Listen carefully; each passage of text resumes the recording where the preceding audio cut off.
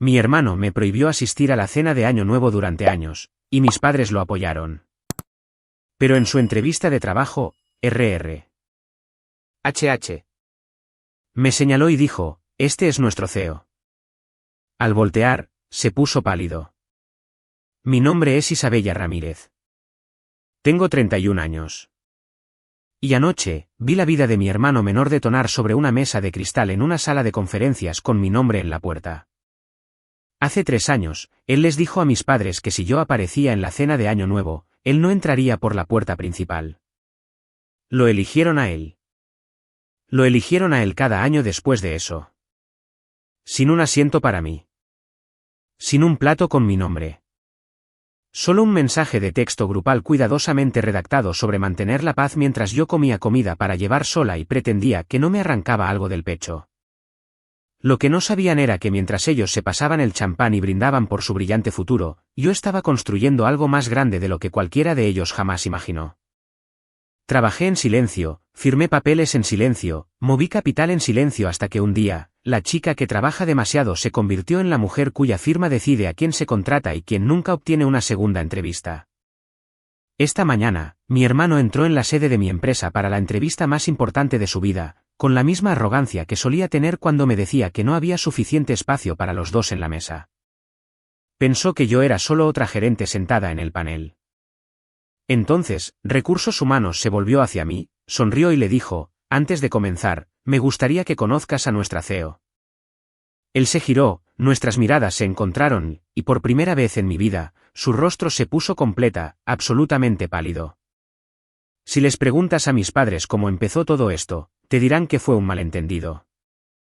Como si todo hubiera sido un gran cable cruzado que accidentalmente duró años. Así es como lo hacemos en Chicago. Envolvemos la crueldad en frases educadas y la servimos con una sonrisa y una cazuela. El año en que mi hermano Mateo me prohibió por primera vez ir a la cena de Año Nuevo, mi madre estaba en nuestra vieja cocina revolviendo su famoso glaseado de arándanos en esa cacerola blanca desconchada que se niega a tirar. Yo no estaba allí, pero puedo imaginarlo perfectamente porque había visto esa escena toda mi infancia. Mi madre haciendo que la tradición pareciera sagrada. Mi padre rondando cerca con un vaso en la mano, listo para estar de acuerdo con cualquier cosa que hiciera la noche más tranquila. Recuerdo la llamada telefónica como una grabación que he reproducido 1000 veces. Era la tarde del 30 de diciembre, y yo estaba en mi apretado escritorio en un espacio de cotrabajo en el centro, rodeada de portátiles a medio cargar, café quemado y las startups de otras personas. El nombre de mi madre apareció en la pantalla. Respondí, ya preparándome para la charla habitual sobre lo mucho que trabajaba y lo delgada que sonaba por teléfono. Hola, mamá, dije, pero ella no se molestó con formalidades. Su voz era dulce como el almíbar y tensa en los bordes. Isa, cariño, tu hermano piensa que será menos incómodo si no vienes esta vez, solo por este año. Ya sabes lo estresado que está con su MBA y todo. Quiere concentrarse. Miré la hoja de cálculo frente a mí, los números de repente se volvieron borrosos. Él piensa, repetí lentamente, o todos ustedes lo decidieron por él. Al otro lado, escuché el ligero tintineo de una cuchara golpeando una olla, el zumbido ahogado de la televisión y el silencio. El tipo de silencio que dice, todos hablamos de esto sin ti. Luego, la voz de mi padre se deslizó en la línea, baja y cansada, como si ya hubiera elegido su bando. Tu hermano está bajo mucha presión, Isabella. Becas, pasantías, expectativas. No hagas que esto se trate de ti. Es solo una cena. Solo una cena. Como si el propósito de la noche no fuera, literalmente, la familia. Como si no hubiera pasado años moldeándome en formas que ocuparan menos espacio para que nadie pudiera acusarme de arruinar el ambiente. Sin embargo, el verdadero punto de quiebre había llegado unas semanas antes. Mateo me había enviado por correo electrónico un ensayo de ética para su programa de MBA. El asunto decía, solo un repaso rápido. Pero el documento estaba copiado casi palabra por palabra de una publicación de blog que yo había leído años atrás. Había cambiado algunos nombres, intercambiado algunas frases, pero la estructura era idéntica. Cuando se lo reclamé, se rió. Eres dramática, Isa. Todo el mundo hace esto. Solo reescribe un par de párrafos y arregla la gramática. Eres mejor en estas cosas de todos modos. Me negué. Le dije que era hacer trampa, que si quería el título, necesitaba hacer el trabajo. Se quedó en silencio. Luego se volvió cruel. Solo estás celosa. Mamá y papá están orgullosos de mí por una vez, espetó. Tú siempre lo has tenido fácil. Buenas notas, buenos trabajos. Esta es mi oportunidad. Podrías ayudar, pero prefieres verme fracasar. Esa noche debió bajar y contarles a nuestros padres su versión de la historia, que yo le estaba negando ayuda por rencor, que estaba tratando de sabotearlo. Para cuando mi madre llamó sobre el año nuevo, la narrativa ya estaba consolidada. Mateo no era el que cruzaba los límites. Yo era la que hacía todo difícil. Entonces, déjame entender esto, dije al teléfono, con la voz temblando aunque intenté mantenerla plana. Digo no a hacer trampa y la consecuencia es que no puedo ver a mi familia en la única noche del año en que se supone que debemos estar todos juntos. Mi madre suspiró de la forma en que lo hace cuando cree que estoy siendo irrazonable. ¿Sabes cómo son ustedes dos?, dijo. Siempre hay tensión. Tu padre y yo solo queremos una noche tranquila. Mateo dejó muy claro que no vendrá si tú estás allí. Necesita apoyo en este momento. ¿No puedes ser la persona más madura? Ahí estaba. La frase que había sido utilizada como arma contra mí desde la infancia. Sé la persona más madura. Traducción, silénciate. Trágatelo. Haz que todos los demás se sientan cómodos mientras tú desapareces un poco más. Ese primer año nuevo, acepté. Me dije a mí misma que era temporal, que lo estaba haciendo por el bien de la paz, que era maduro dar un paso atrás. Calenté pasta sobrante en el microondas en mi pequeño apartamento, puse mi teléfono sobre la mesa y me dije que no me importaba cuando las fotos grupales comenzaron a llegar. En foto tras foto, mis padres estaban junto a Mateo, con los brazos alrededor de él, sonriendo como si su mundo finalmente estuviera alineado. Mi nombre no aparecía en las descripciones, ni siquiera un ojalá estuvieras aquí. Después de eso, se volvió más fácil para ellos. El siguiente diciembre, no hubo discusión, solo un mensaje de texto casual de mi mamá: vamos a hacer algo pequeño este año. Mateo invitó a algunos amigos. Podría ser mejor si haces tus propios planes. Haremos algo solo nosotros en otro momento. Otro momento nunca llegó. Para el tercer año, no ser invitada ya no era una traición impactante. Era una tradición. Algunas familias heredaban recetas. La mía heredaba el silencio. Dime honestamente, si tu propia familia te pusiera en la lista negra permanente solo para proteger la comodidad del hijo predilecto, ¿seguirías apareciendo con regalos y disculpas? ¿O algo dentro de ti comenzaría silenciosamente a construir un mundo donde su aprobación ya no importara? Para el tercer año de estar excluida de la cena de Año Nuevo, dejé de mentirme sobre cuánto dolía. No más pretender que era solo una noche. No más decirles a mis amigos que estaba demasiado ocupada o que no me gustaban mucho las festividades. La verdad era simple y fea, mi familia había decidido que su versión de la paz no me incluía. Pero algo más también había cambiado para entonces. Yo no era la misma mujer que habían empujado silenciosamente fuera del cuadro 3 años antes. Briepuin Capital, la empresa que pensaban que era una gran firma en el centro, había comenzado como un experimento improvisado en una oficina compartida sobre un bar donde la música de abajo hacía vibrar nuestro techo cada viernes. En ese entonces, yo era solo otra fundadora con exceso de cafeína, una presentación y un sueño.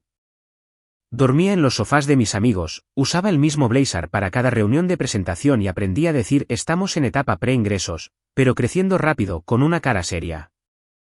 Los inversores me decían que era impresionante para alguien tan joven, y luego ponían su dinero en hombres que reciclaban las mismas ideas con peores números.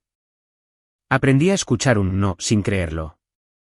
Mientras mis padres se jactaban del promedio de Mateo en cada barbacoa familiar, yo trabajaba 18 horas al día con un equipo pequeño tratando de construir una plataforma que permitiera a la gente común invertir pequeñas cantidades en negocios locales en lugar de solo en fondos gigantes que nunca ¿verían? El dinero escaseaba. Agoté las tarjetas de crédito, vendí mi auto y viví de fideos instantáneos y café de máquina expendedora más veces de las que quiero admitir. Mis padres nunca preguntaron por los detalles. Solo decían, realmente no entendemos lo que haces, pero bien por ti. Y luego cambiaban el tema de vuelta a los profesores de Mateo. Para cuando llegó ese tercer año nuevo, todas esas noches sin dormir habían comenzado a cristalizar en algo real. Habíamos asegurado una ronda de financiación. Teníamos clientes reales, ingresos reales, un personal pequeño pero poderoso que creía en lo que estábamos construyendo. Había negociado silenciosamente una compra con mi cofundador que me dejó como propietaria mayoritaria, unos meses después, como CEO. Pero nada de eso existía en la imagen mental de mis padres. Para ellos, yo era buena con los números y estaba casada con mi trabajo, vagamente exitosa, pero emocionalmente defectuosa. Mateo, por otro lado, era el que tenía potencial. La víspera de Año Nuevo de ese año, Chicago estaba envuelta en ese tipo de frío que se te pega a los huesos. Estaba en mi apartamento con la calefacción a tope, sentada en el suelo con mi portátil sobre la mesa de café. En un lado de la pantalla, mi panel de control mostraba métricas en tiempo real, nuevas cuentas abriéndose, dólares fluyendo, pequeñas empresas alcanzando sus metas de financiación. En el otro lado, mi teléfono seguía iluminándose con fotos de la casa de mis padres. El chat grupal de la familia zumbaba con el tintineo de las copas. Mateo en el centro de todo. El asado perfectamente emplatado de mi madre, serpentinas doradas pegadas torcidamente al techo. Yo no estaba en una sola foto. Ni siquiera me mencionaban. Esa habría sido simplemente otra festividad solitaria. Excepto por una cosa. 2 días antes, mi prima Camila me había agregado accidentalmente a un grupo privado de la familia en Facebook. Probablemente pensó que yo ya estaba en él. Casi ignoré la notificación. No necesitaba más pruebas digitales de que había sido extraoficialmente borrada. Pero la curiosidad me pudo. La primera publicación que me llamó la atención fue de mi madre, debajo de una foto de Mateo con un traje. Había escrito, estamos muy orgullosos de Mateo. Una vez que consiga este trabajo en esa gran firma, nuestras preocupaciones habrán terminado. Finalmente estará donde pertenece. Isabella simplemente no entiende a la familia como él. Ella eligió su carrera. Mateo nos eligió a nosotros. Ahí estaba, en blanco y negro. Me gusta y emojis de corazón apilados debajo. La historia que contaban sobre mí cuando yo no estaba presente. Yo no era la hija que les había estado enviando dinero discretamente durante años cuando el trabajo de consultoría de mi padre se agotó. Yo no era la niña que solía quedarse despierta hasta tarde ayudando a mi madre a calificar exámenes. Yo era la que eligió la carrera por encima de la familia, como si esas dos cosas fueran mutuamente excluyentes y yo las hubiera desechado deliberadamente. No comenté. No le envié un mensaje directo. Tomé una captura de pantalla y la guardé en una carpeta con un nombre que había escrito entre lágrimas, familias e incendios. Más tarde esa noche, alguien publicó un vídeo tembloroso del brindis de Año Nuevo. De fondo, sobre el tintineo de las copas, escuché la voz de mi madre, clara como el agua, una vez que Mateo consiga ese puesto en Briepoint, finalmente estará donde pertenece. No tendremos que preocuparnos tanto. Isabella debería mantenerse fuera de su camino por una vez. Mi padre se rió y agregó, mientras recursos humanos no se tope con Isa, estará bien. Esa chica nunca supo llevarse bien con la autoridad. La sala se rió entre dientes. Mi hermano levantó su copa, absorbiendo la atención como la luz del sol. Mi nombre, mi empresa, mi supuesta interferencia servida como un chiste. Estaban planeando el futuro de Mateo en Briepoint, discutiendo de quién necesitaba yo mantenerme alejada. Y ninguno de ellos sabía que el logo en la pared de esa gran firma era mío. Que el departamento de RR.HH. Que querían evitar le reportaba directamente a Sofía, quien a su vez me reportaba a mí. Que la autoridad con la que supuestamente no podía llevarme bien ahora era la mía. Pausé el vídeo y me quedé mirando el fotograma congelado, mis padres a media risa, Mateo regodeándose, la mano de mi madre descansando posesivamente sobre su hombro. Por un momento, el dolor fue cegador, pero debajo de él, algo más cobró vida, una realización gélida y clara. No tenía que arruinar su cena ni rogar por un asiento en su mesa. El universo ya había reorganizado las piezas para mí. Habían construido toda su fantasía de rescate en torno a un trabajo que pensaban que existía en el reino de otra persona. Y ese reino resultó ser el mío. Cerré el vídeo, reabrí mi panel de control y vi cómo una pequeña empresa en Detroit alcanzaba su meta de financiación en tiempo real. Una animación de confeti estalló en la pantalla. En algún lugar, una familia que nunca había conocido estaba celebrando porque extraños creían en ellos. Mientras tanto, mi propia familia no tenía idea de cuán estrechamente entrelazadas estaban ahora sus esperanzas y mis decisiones. ¿Alguna vez te has dado cuenta de que la venganza que has estado imaginando, irrumpir en una habitación, exponer secretos, exigir disculpas, podría no ser necesaria en absoluto, porque la vida ya te ha entregado el tipo de poder que no podrías haber planeado, ni aunque lo hubieras intentado? No dormí mucho después de eso. El vídeo familiar seguía repitiéndose en mi cabeza. La crueldad casual de mi madre, la risa satisfecha de mi padre, la silueta de mi hermano en el centro de todo. La mañana llegó con una ráfaga de luz gris de Chicago a través de mis persianas. Me duché, me recogí el pelo y me puse un traje de pantalón negro que me quedaba como una armadura. En la oficina, el vestíbulo del edificio se sentía diferente. Cargado. No era solo otro día. Era la primera vez que mi vida personal y mi poder profesional chocarían de frente. En el ascensor, vi mi reflejo y casi me reí. Cuando era pequeña, mis padres solían decir, Isabella, deja de intentar ser la jefa de todo. A nadie le gusta una chica que cree que manda en la habitación. Ahora, literalmente, mandaba en la habitación, el piso, el edificio, el estado de pérdidas y ganancias. Largo pasillo, puertas de cristal esmerilado, mi nombre en la más grande, Isabella Ramírez, directora ejecutiva. Sofía estaba esperando fuera de la sala de conferencias, con una tableta en la mano. ¿Estás bien?, murmuró, escudriñando mi rostro de la manera en que solo alguien que te ha visto llorar sobre un teclado a las 2 de la madrugada puede hacerlo. Encontré las publicaciones de Facebook, dije en voz baja. Creen que Briepuint es solo una gran firma. Creen que voy a arruinarle esto por rencor. Ni siquiera saben que soy la dueña de la mesa en la que él está desesperado por sentarse. La mandíbula de Sofía se tensó. No le debemos nada. Ni a él ni a ellos. No, no se lo debemos, estuve de acuerdo. Pero me debo algo a mí misma. Necesito dejar de permitirles escribir la historia. Dentro de la sala, Jordan, nuestro director de RR. HH.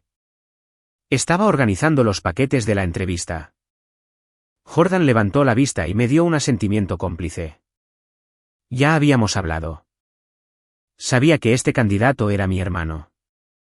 También sabía que yo quería que el proceso fuera justo. ¿Estás segura de que quieres estar en la sala?, preguntó Jordan en voz baja. Podemos manejar esto sin ti.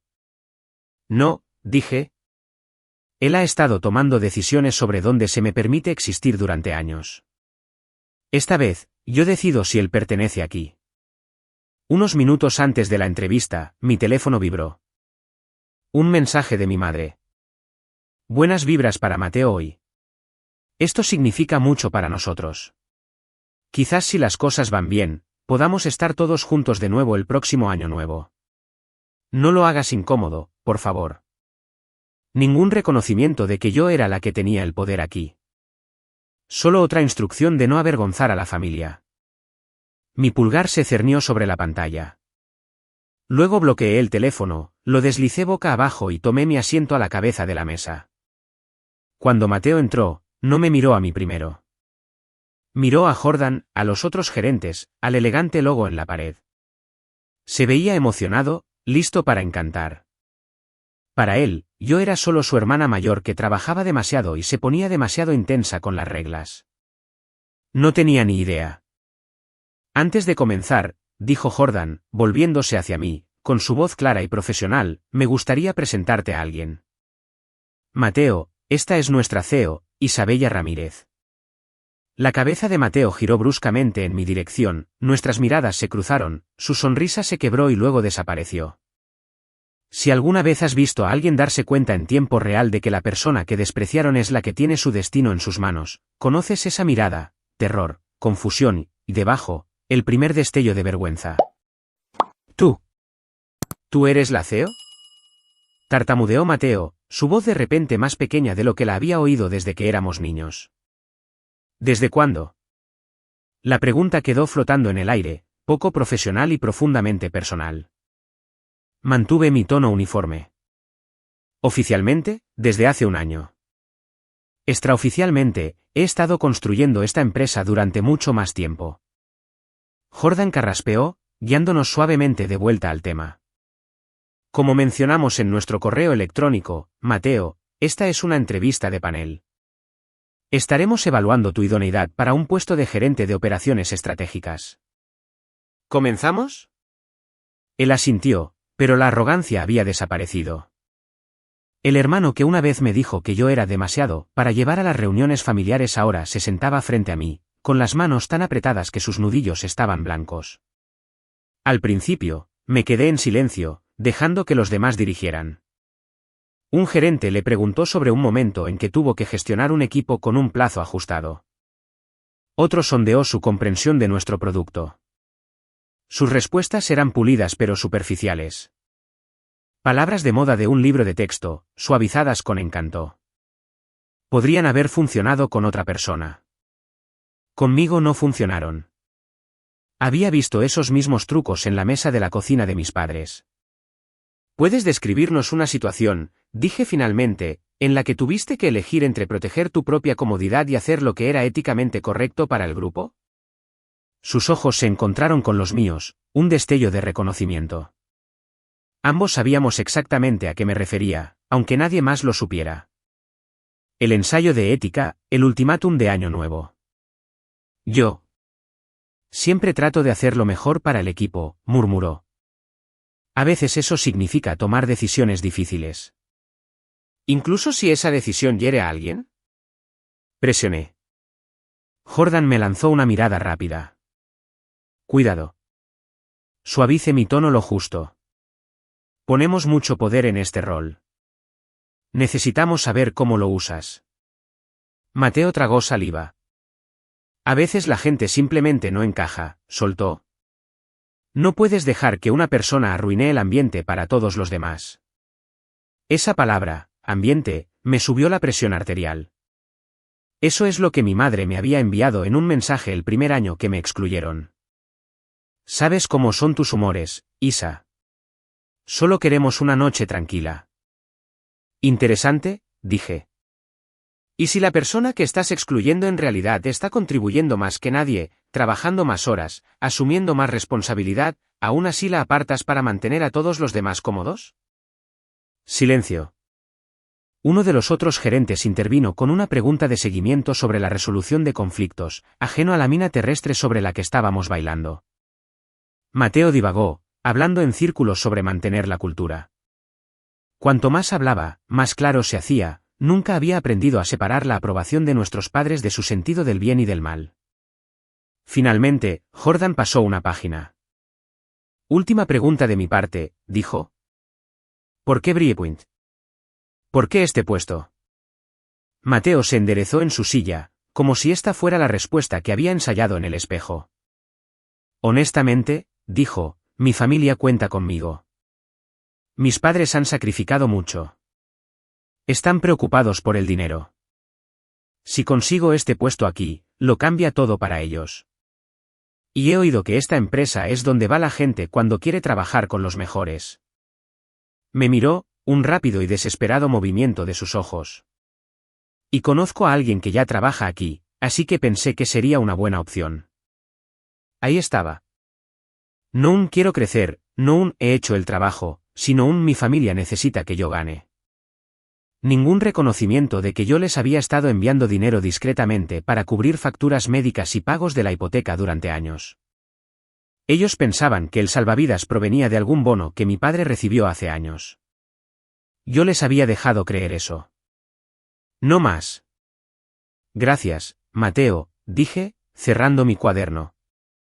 Tenemos lo que necesitamos. Parecía aterrorizado.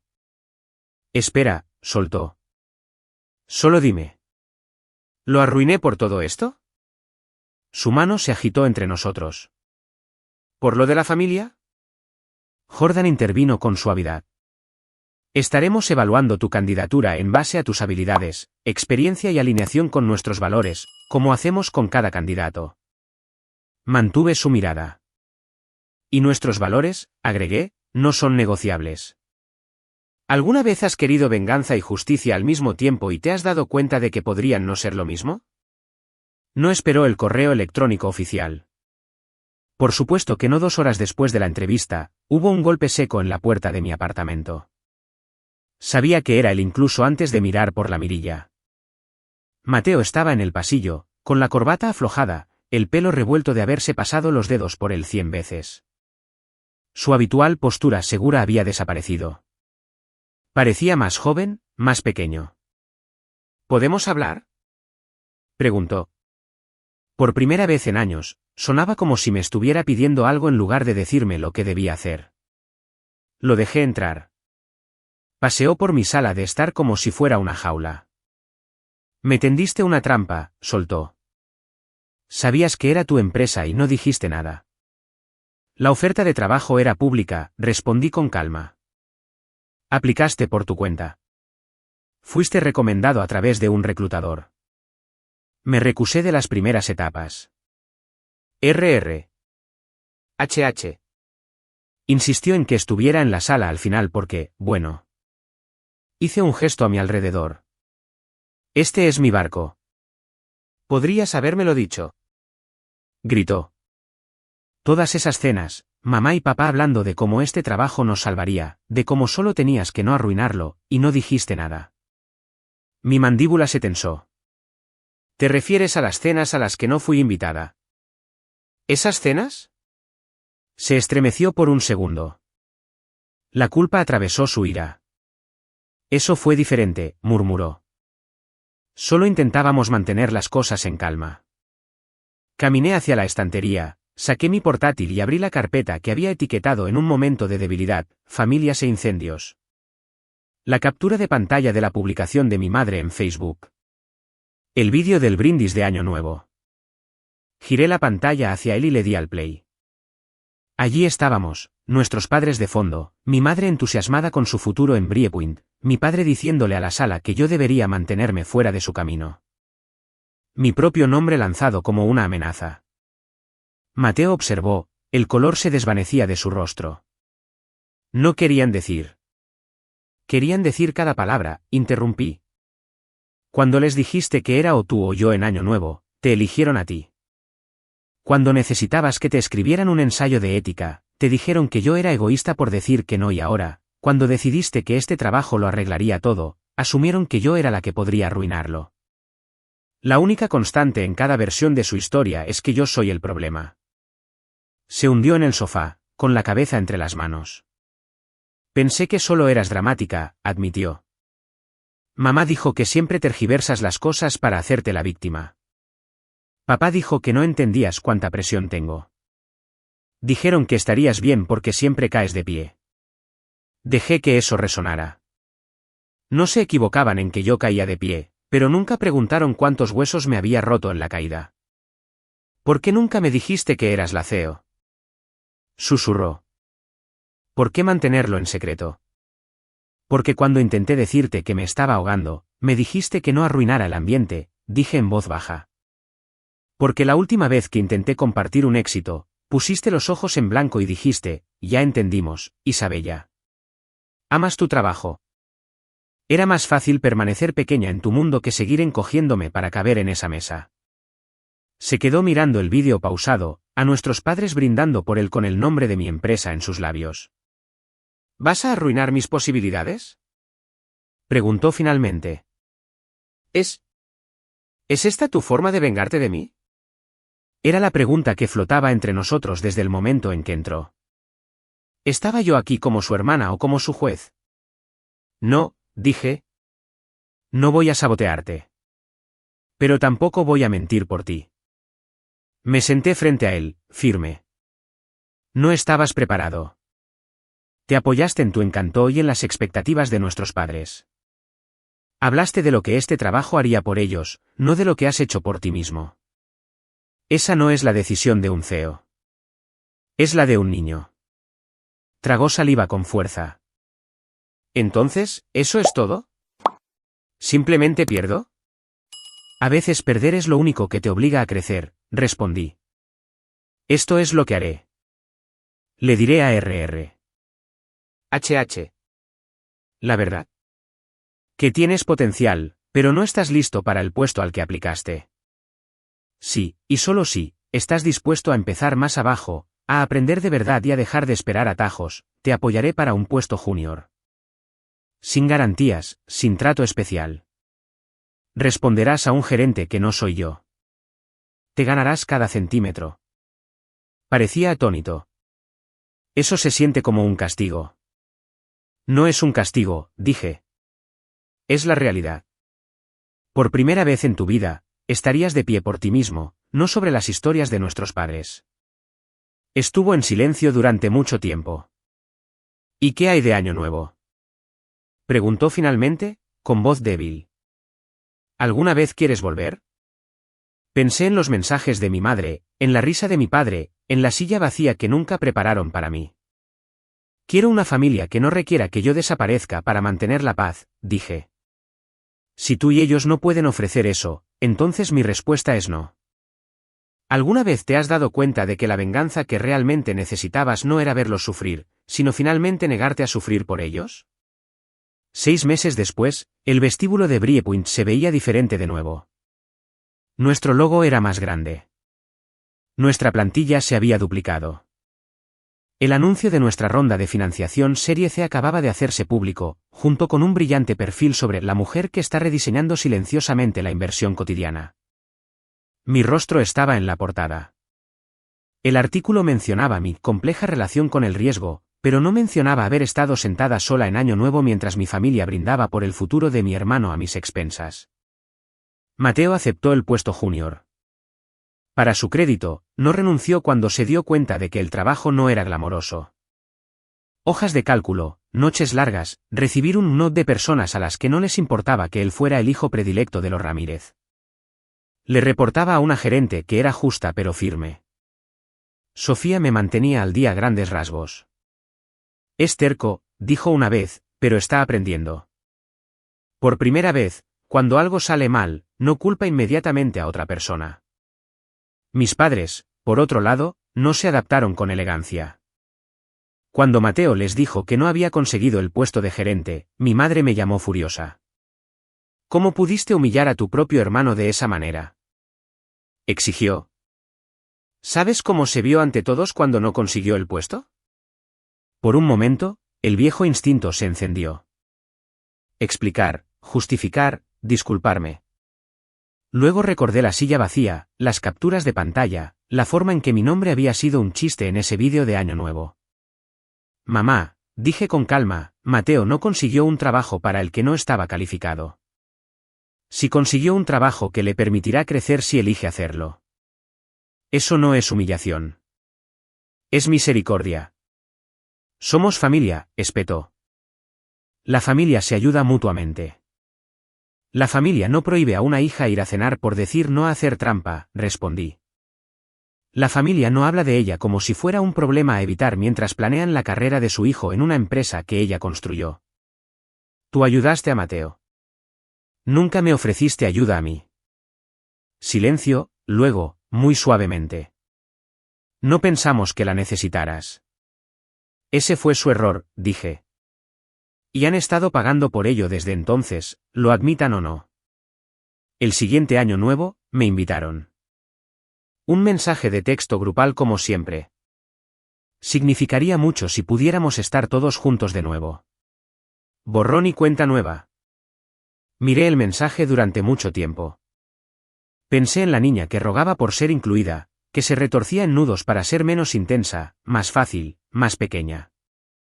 Ella ya no estaba. En su lugar había una mujer que había construido una empresa, resistido a inversores, pagado la nómina de cientos de empleados, finalmente, creído en su propio valor. Respondí, no iré este año. Estoy abierta a reconstruir, pero no en una mesa donde fui un fantasma durante años. Si quieren una relación conmigo, tiene que suceder a la luz del día, no solo cuando necesitan algo de mí o de mi empresa. Le di a enviar antes de poder suavizarlo. Esa noche, no actualicé sus fotos. Organicé mi propio año nuevo en mi apartamento. Sofía, algunos amigos de la oficina, incluso un par de dueños de pequeñas empresas cuyos sueños Briepuint había financiado. A medianoche, brindamos en mi balcón, con las luces de Chicago parpadeando debajo de nosotros como una promesa. Mateo me envió un mensaje con una foto de la mesa de sus padres. Una silla vacía al final. Sin descripción, solo eso. Unos minutos después, otro mensaje. Les conté lo que hice. Sobre el ultimátum, sobre el ensayo, sobre cómo te usé. No lo tomaron bien, pero ya era hora. Lo siento, Isa. Por todo. Le creí. No por las palabras, sino por la silla vacía. Porque finalmente había elegido dejarles sentir la ausencia que me habían impuesto. Gracias, respondí. Eso es entre ustedes y ellos. Mi vida ya no gira en torno a su aprobación. La tuya tampoco debería, escribió de vuelta. Quizás el próximo año tengamos nuestra propia cena, solo nosotros. Sin ultimátums. Sonreí. El tipo de sonrisa lenta y tranquila que llega cuando una herida comienza a cicatrizar. Ya no está en carne viva, pero sigue siendo parte de tu historia. Quizás, respondí, si tú traes el postre. Aquí está lo que nadie te dice sobre la venganza familiar. La verdadera victoria no es verlos desmoronarse. Es estar tan sólida en quien eres que ya no pueden moverte por el tablero. Es elegir tu propia mesa, tus propias tradiciones, tu propia paz. Y dejar que ellos vivan con el eco del lugar donde solías sentarte.